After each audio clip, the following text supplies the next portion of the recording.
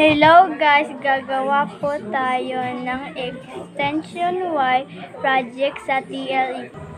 Sa paggawa ng project na to, kailangan pa ng tulong ng nakakatanda. Ito po ang mga gagamitin natin.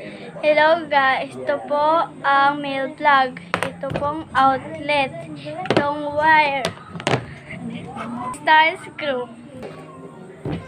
Ang una po natin ay gagawin ay ikabit natin ang wire sa may plug.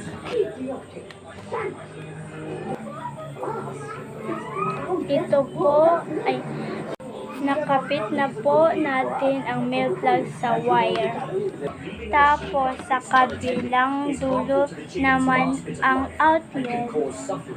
It is also reckless and endangering the farm.